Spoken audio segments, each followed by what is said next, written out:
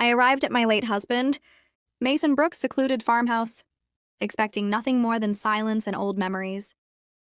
He had passed away only a few weeks earlier, and I finally felt ready to visit the property he had always insisted on managing by himself.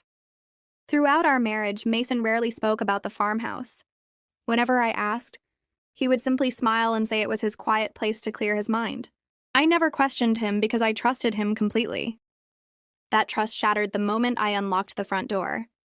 Instead of finding an empty, dusty house, I stepped into a home that was clearly occupied. Fresh flowers decorated the dining table. Shoes were lined up neatly by the entrance. Children toys covered the living room floor, and family photographs of strangers filled the walls. My heart started racing. The only explanation I could think of was that my husband had been living a double life. Every terrible possibility rushed through my head. Had he secretly started another family while I believed we had the perfect marriage? Before I could process what I was seeing, footsteps echoed from the second floor. A woman slowly walked downstairs holding the hand of a young girl. She froze the moment she noticed me. Seconds later, 2 more women appeared with several children standing quietly behind them. None of them looked dangerous. Instead, they looked terrified, as though they expected bad news every time someone came to the door. I demanded to know who they were and why they were inside my house.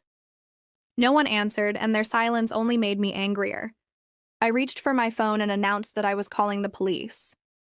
Before I could dial, an elderly man hurried through the front door. His name was Harold Bennett, the caretaker Mason had hired years earlier. Harold begged me to wait before making any decisions. He explained that the women living inside the farmhouse were not trespassers. They were survivors who had escaped abusive relationships. The farmhouse had never been a vacation home.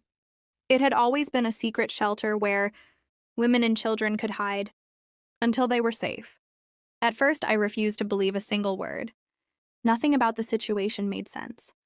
Mason had never mentioned anything like this during our marriage. Harold quietly led me into Mason's private office and handed me a wooden box with my name written across the top. Inside were letters, photographs, financial records, and legal documents dating back almost 15 years. As I read through them, my hands trembled. Every page revealed a side of my husband I had never known.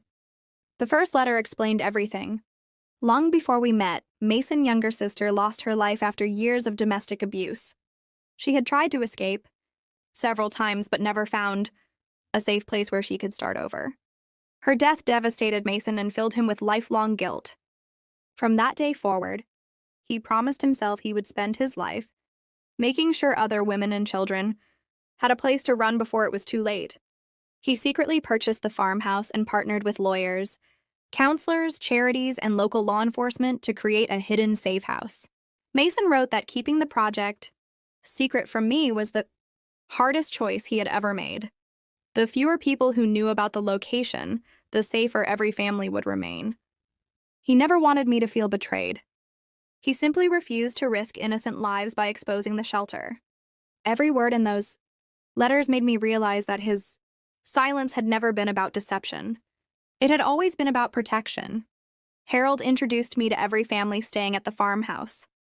Each woman shared a heartbreaking story of fear, violence, and survival. One mother escaped with only the clothes her children were wearing.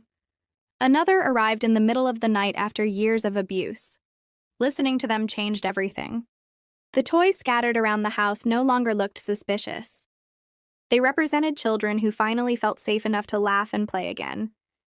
I soon learned that Mason personally paid for groceries, school supplies, counseling, legal assistance, and medical care without expecting recognition. He regularly visited the farmhouse to repair broken furniture, mow the lawn, and spend time encouraging the children. To those families, he was not just a generous donor. He was the reason they were alive. By the end of that day, every ounce of anger inside me had disappeared. It was replaced with admiration and heartbreak. I realized the man I loved had carried an incredible responsibility without ever asking for praise. His final letter contained one simple request.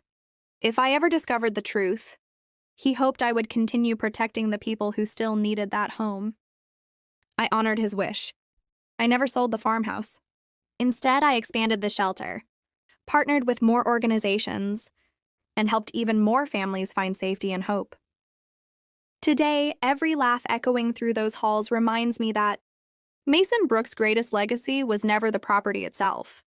It was the countless lives he quietly saved, proving that the greatest heroes are often the ones the world never knows.